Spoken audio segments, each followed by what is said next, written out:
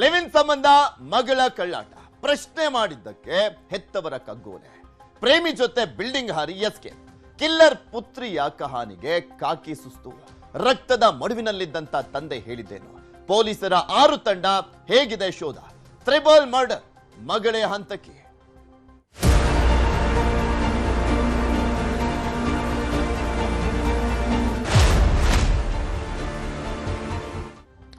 ಹೆತ್ತು ಹೊತ್ತು ಸಾಕಿದಂತ ತಾಯಿ ಜೀವನ ಕೊಟ್ಟಂತ ತಂದೆ ರಕ್ತ ಹೊತ್ಕೊಂಡು ಹುಟ್ಟಿದ್ದಂತಹ ತಂಗಿ ಇವರೆಲ್ಲರನ್ನೂ ಕೂಡ ಅವರ ಕುಟುಂಬದವಳೆ ಸಾಯಿಸಿದ್ರು ಮಗಳೇ ಸಾಯಿಸಿದ್ರು ಇಂಥ ದುರಂತ ನೋಡಿ ಎಂಥ ಕಲಿಯುಗ ಇದು ಎಷ್ಟೊಂದು ಪ್ರಕರಣ ನೋಡ್ತಾನೆ ಇದೀವಿ ಈ ರೀತಿಯಾದಂಥ ಪ್ರಕರಣ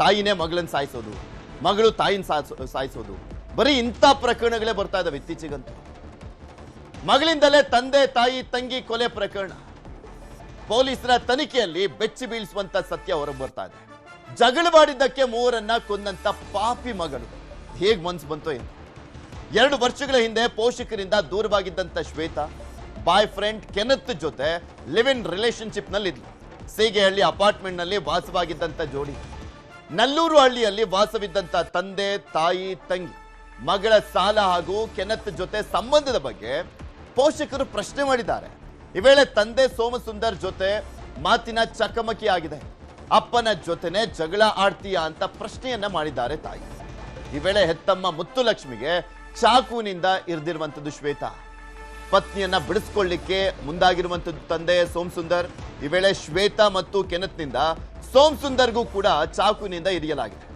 ಇದೇ ವೇಳೆ ತಂಗಿ ಸುಪ್ರಿಯಾಗೂ ಕೂಡ ಇರಿದು 3ರನ್ನ ಕೊಲೆ ಮಾಡಲಾಗಿದೆ 6 ತಂಡಗಳಿಂದ ಆರೋಪಿ ಶ್ವೇತಾ ಮತ್ತು ಕೆನತ್ಗೆ ಕಾಕಿ ಪಡೆ ಶೋಧವನ್ನ ಮಾಡ್ತಾ ಇದೆ 3 ಜನರನ್ನು ಕೂಡ ಹಿಡಿಯುವಂತ ನಿಟ್ಟಿನಲ್ಲಿ 6 ತಂಡವನ್ನ ರಚನೆ ಮಾಡಲಾಗಿದೆ ಇನ್ವೆಸ್ಟಿಗೇಷನ್ ಮಾಡಲಾಗ್ತಾ ಇದೆ ಅಸಲಿ ಕಾರಣ ಏನು ಅನ್ನುವಂಥದ್ದು ಸದ್ಯಕ್ಕೆ ಮೇಲ್ನೋಟಕ್ಕೆ ಗೊತ್ತಾಗ್ತಾ ಇರುವಂತದ್ದು ಅವರ ಲಿವ್ ಇನ್ ರಿಲೇಶನ್ಶಿಪ್ ಬಗ್ಗೆ ಪ್ರಶ್ನೆ ಮಾಡಿದ್ದು ಸಾಲ ಮಾಡಿದ್ದು 30 ಲಕ್ಷ ಸಾಲ ಮಾಡಿದ್ದು ಆ ನೋಟಿಸು ಅಪ್ಪ ಅಮ್ಮಂಗೆ ಹೋಗಿದೆ ಅವ್ರ ಮನೆಗೆ ಹೋಗಿದೆ ಇವಳ ಮನೆಗೆ ಬಂದಿಲ್ಲ ಪೋಷಕರ ಮನೆಗೆ ಹೋಗಿದೆ ಅದನ್ನು ತಗೊಂಡೋಗಿ ಪ್ರಶ್ನೆ ಮಾಡಿದ್ದಾರೆ ಇದೇ ವಿಚಾರಕ್ಕೆ ಸಂಬಂಧಪಟ್ಟಂತೆ ಬೆಂಗಳೂರು ಪೊಲೀಸ್ ಕಮಿಷನರ್ ಸೀಮಂತ್ ಕುಮಾರ್ ಸಿಂಗ್ ಮಾತನಾಡಿದ್ದಾರೆ ಏನು ಹೇಳಿದ್ದಾರೆ ಕೇಳೋಣ ಇಲ್ಲಿವರೆಗೆ ಮಾಹಿತಿ ಪ್ರಕಾರ ಒಂದೇ ಫ್ಯಾಮಿಲಿಯವರು 3 ಜನ ತಂದೆ ಅವ್ರ ತಾಯಿ ಮತ್ತು ಮಗಳು ಆ 3 ಜನಕ್ಕೆ ಅವಳದೇ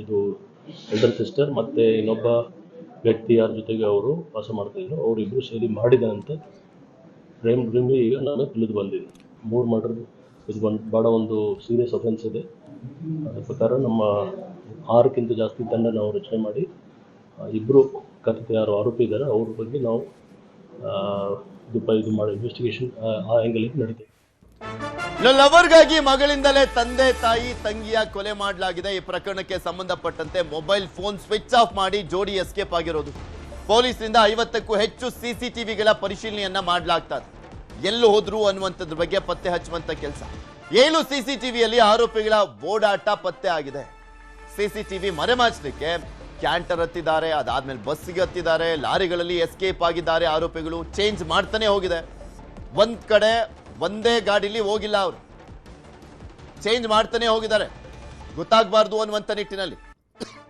ತಮಿಳುನಾಡಿಗೆ ಹೋಗಿದ್ದಾರೆ ಅಂತ ಹೇಳಲಾಗ್ತದೆ ಸದ್ಯ ಇಬ್ಬರ ಬಂಧನಕ್ಕೆ 6 ವಿಶೇಷ ತಂಡವನ್ನ ರಚಿಸಿರುವಂತದ್ದು ಕಮಿಷನರ್ ಬೆಂಗಳೂರು ತಮಿಳುನಾಡಿನಲ್ಲಿ ಆರೋಪಿಗಳ ಪತ್ತೆಗೆ ಶೋಧವನ್ನ ಮಾಡಲಾಗ್ತದೆ ಬಸ್ಸು ಲಾರಿಗಳಲ್ಲಿ ಎಸ್ಕೇಪ್ ಆಗಿರುವಂತದ್ದು ಶ್ವೇತಾ ಮತ್ತು ಕೆನತ್ ಏನೇ ಇರಲಿ ಜಗಳ ಏನೇ ಇರಲಿ ಹಣದ ವಿಚಾರ ಏನೇ ಇರಲಿ ಸಂಬಂಧದ ವಿಚಾರ ಏನೇ ಇರಲಿ ಬಟ್ ಅದು ಹೇಗ್ರಿ ಸಾಯಿಸ್ತೀರಾ ಹೆತ್ತ ತಂದೆ ತಾಯಿ ರಕ್ತ ಹಂಚ್ಕೊಂಡು ಹುಟ್ಟಂತ ತಂಗಿಯನ್ನ ಮನುಷ್ಯತ್ವ ಅನ್ನುವಂಥದ್ದೇ ಇಲ್ವಾ ಅಂತ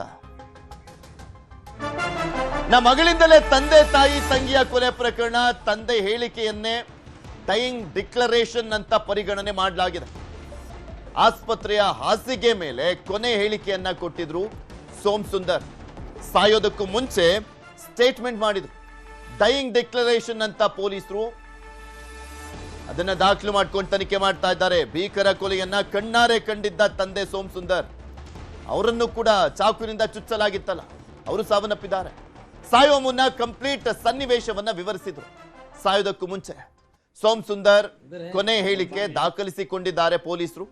ಸೋಮ್ ಸುಂದರ್ ಹೇಳಿಕೆಯೇ ಪುತ್ರಿ ಹಾಗೂ ಆಕೆಯ ಪ್ರಿಯಕರನಿಗೆ ದೊಡ್ಡ ಮಟ್ಟದಲ್ಲಿ ಮುಳುವಾಗಿರೋದು. ಪ್ರಕರಣದ ಪ್ರಮುಖ ಸಾಕ್ಷ್ಯವಾಗಲಿರುವಂಥದ್ದು ಸೋಮ್ ಸುಂದರ್ ಅವರ ಅಂತಿಮ ಸ್ಟೇಟ್ಮೆಂಟ್. ಇದೆಲ್ಲದ್ರ ಬಗ್ಗೆ ಇನ್ನಷ್ಟು ಮಾಹಿತಿಯನ್ನ ಕೊಡ್ತಾ ಹೋಗ್ತಾರೆ ನಮ್ಮ ಪ್ರತಿನಿಧಿ ಮುನಿರಾಜು ನಮ್ಮ ಜೊತೆ ನೇರ ಸಂಪರ್ಕದಲ್ಲಿ ಜಾಯಿನ್ ಆಗಿದ್ದಾರೆ. ಮುನಿ, ಒಂದು ಪ್ರಕರಣವನ್ನು ನೋಡುವಂತ ಸಂದರ್ಭದಲ್ಲಿ ಸಹಜವಾಗಿ ಇಡೀ ಯಾರೇ ಆಗಲಿ ಬೆಚ್ಚಿ ಬೀಳಬೇಕು ಅಂತ ಪ್ರಕರಣ. ಹೆತ್ತ ತಾಯಿ, ಕಷ್ಟಪಟ್ಟು ಸಾಕಿದಂತ ತಂದೆ, ರಕ್ತ ಹಂಚಿಕೊಂಡು ಹುಟ್ಟಿದಂತ ತಂಗಿಯನ್ನ ಇಷ್ಟು ಭೀಕರವಾಗಿ ಕೊಲ್ತಾರೆ ಅಂದ್ರೆ ಏನೇನೆಲ್ಲ ಕಾರಣಗಳು ಸಿಗ್ತಾ ಇದೆ ಪ್ರಾಥಮಿಕ ತನಿಖೆಯಲ್ಲಿ?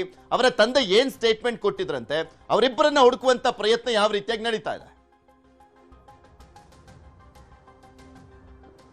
ಪೃಥ್ವಿ, ಈಗಾಗಲೇ ಈ ಒಂದು ಕೊಲೆ ಪ್ರಕರಣಕ್ಕೆ ಸಂಬಂಧಪಟ್ಟಂತೆ KR ಪುರ ಪೊಲೀಸರು ಆ ಇಬ್ಬರು ಆರೋಪಿಗಳ ಪತ್ತೆಗೆ ತೀವ್ರ ಹುಡುಕಾಟವನ್ನು ಕೂಡ ಮಾಡ್ತಾ ಇದ್ದಾರೆ.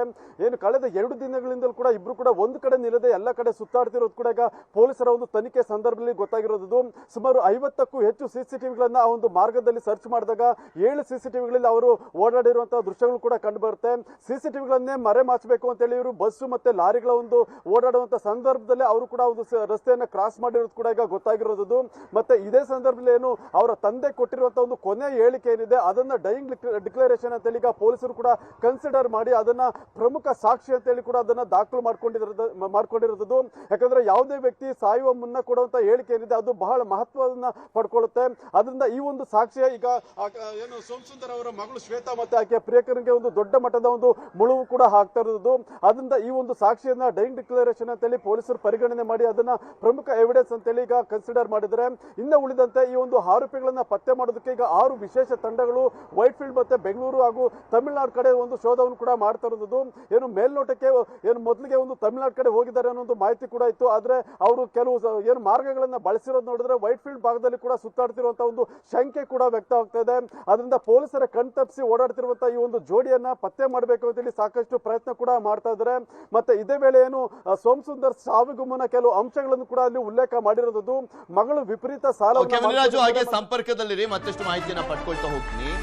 ಮಗಳಿಂದಲೇ ತಂದೆ ತಾಯಿ ತಂಗಿ ಕೊಲೆ ಪ್ರಕರಣಕ್ಕೆ ಸಂಬಂಧಪಟ್ಟಂತೆ ಆರೋಪಿ ಶ್ವೇತಾ ಮನೆಯಲ್ಲಿ ಡೈರಿ ಪತ್ತೆ ಆಗಿದೆ.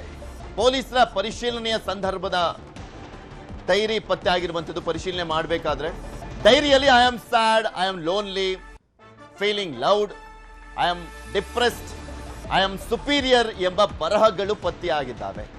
ಆ ಡೈರಿಯಲ್ಲಿ ಬರೆದಿರುವಂತ ಬರಹಗಳು ಸದ್ಯ ಡೈರಿ ವಶಕ್ಕೆ ಪಡೆದು ತನಿಖೆಯನ್ನು ಮಾಡ್ತಾ ಇದ್ದಾರೆ ಖಾಕಿ ಪಡೆ.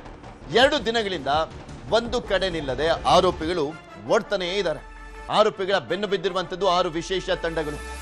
ಇದ್ರ ಬಗ್ಗೆ ಮಾಹಿತಿಯನ್ನ ಪಡ್ಕೊಳ್ತಾ ಹೋಗೋಣ. ಮುನಿರಾಜು, ಈ ವರ್ಡ್ಸ್ ಗಳನ್ನ ಉಲ್ಲೇಖ ಮಾಡಲಾಗಿದೆಯಲ್ಲ, ಡೇಟ್ ಏನಾದ್ರೂ ಉಲ್ಲೇಖ ಆಗಿದೆಯಾ? ಏನು ಒಂಥರ ಮಾನಸಿಕವಾಗಿಯೂ ಕೂಡ ಇವರು ಅಸ್ವಸ್ಥ ಆಗ್ಬಿಟ್ರ ಏನು ಅಂತ?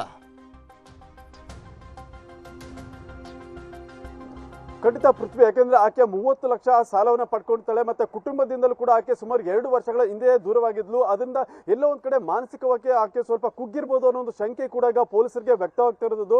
ಮತ್ತೆ ಅವರ ತಂದೆ ಹೇಳಿಕೆ ಕೊಟ್ಟಿರೋ ಪ್ರಕಾರ ಆಕೆ 2.5 ವರ್ಷಗಳಿಂದ ನಮ್ಮಿಂದ ದೂರವಾಗಿದ್ಲು. ಕುಟುಂಬದ ಜೊತೆ ಅಷ್ಟಾಗಿ ಸಂಪರ್ಕ ಕೂಡ ಇರಲಿಲ್ಲ. ಮತ್ತೆ ನಮ್ಮ ಕಷ್ಟ ಸುಖಗಳು ಕೂಡ ಆಕೆ ಯಾವುದೇ ರೀತಿಯಲ್ಲಿ ಸ್ಪಂದನೆ ಮಾಡ್ತಿರ್ಲಿಲ್ಲ ಅನ್ನೋ ಮಾಹಿತಿ ಕೂಡ ಇದೆ. ಆದ್ರೆ ಸಾಲ ಹೆಚ್ಚಾದಂತೆ ಆಕೆ ಪೋಷಕರು ಕೂಡ ಆಕೆನ ಪ್ರಶ್ನೆ ಮಾಡೋದಕ್ಕೆ ಮುಂದಾಗ್ತಾರೆ. ಏನಕ್ಕೆ ಇಷ್ಟೊಂದು ಸಾಲ ಮಾಡ್ಕೊಳ್ತಾ ಇದ್ರಿ, ಮತ್ತೆ ಈ ರೀತಿ ಲಿವಿಂಗ್ ರಿಲೇಶನ್ಶಿಪ್ ಕೂಡ ಒಂದು ಸರಿಯಲ್ಲ ಅಂತೇಳಿ ಆಕೆನ ಪದೇ ಪದೇ ಪ್ರಶ್ನೆ ಮಾಡುವಂತ ಕೆಲಸ ಕೂಡ ಆಗ್ತಾ ಇತ್ತು. ಅದೇ ವಿಚಾರವಾಗಿ ಆಕೆ ಕೆಲವು ದಿನಗಳಿಂದ ಒಂದು ಡೈರಿಯನ್ನು ಕೂಡ ಬರೆಯುವಂತ ಒಂದು ಹವ್ಯಾಸವನ್ನು ಕೂಡ ಮಾಡ್ಕೊಂಡಿದ್ರು. ಅದರಲ್ಲಿ ಏನು ಕೆಲವು ಪ್ರಮುಖವಾಗಿ ಒಂದು 5-6 ಅಂಶಗಳನ್ನ ಉಲ್ಲೇಖ ಮಾಡಿ ಆ ಒಂದು ಡೈರಿಯಲ್ಲಿ ಕೂಡ ಬರೆದಿರೋದು ಕೂಡ ಗೊತ್ತಾಗಿದೆ. ಸದ್ಯ ಈಗ ಆ ಒಂದು ಡೈರಿಯನ್ನ ಈಗ ಪೊಲೀಸರು ಕೂಡ ವಶಕ್ಕೆ ಪಡೆದಿರೋದು. ಆಕೆ ಮನೆಯನ್ನ ಸರ್ಚ್ ಮಾಡಿದಾಗ ಈ ಒಂದು ಬರಹಗಳಿರುವಂತಹ ಡೈರಿ ಕೂಡ ಸಿಕ್ಕಿದೆ. ಅದರಿಂದ ಮೇಲ್ನೋಟಕ್ಕೆ ಆಕೆ ಒಂದು ಸ್ವಲ್ಪ ಮಾನಸಿಕವಾಗಿ ಕುಗ್ಗಿರ್ಬೋದು ಅನ್ನೋ ಒಂದು ಶಂಕೆ ಕೂಡ ಈಗ ಪೊಲೀಸರಿಗೆ ವ್ಯಕ್ತ ಆಗ್ತಿರೋದು. ಆದ್ರೆ ಆರೋಪಿ ಕೆನತ್ ಏನಿದ್ದಾನೆ, ಈತ ಯಾರು, ಮತ್ತೆ ಈತನ ಮನಸ್ಥಿತಿ ಹೇಗಿತ್ತು, ಮತ್ತೆ ಇಬ್ರು ಪರಿಚಯ ಹೇಗಾಯ್ತು ಅನ್ನೋದ್ರ ಬಗ್ಗೆ ಕೂಡ ಈಗ ತನಿಖೆಯನ್ನ ಮಾಡ್ತಾ ಇದ್ದಾರೆ. ಧನ್ಯವಾದ ಮುನಿರಾಜು ನಿಮ್ಮೆಲ್ಲ ಮಾಹಿತಿ.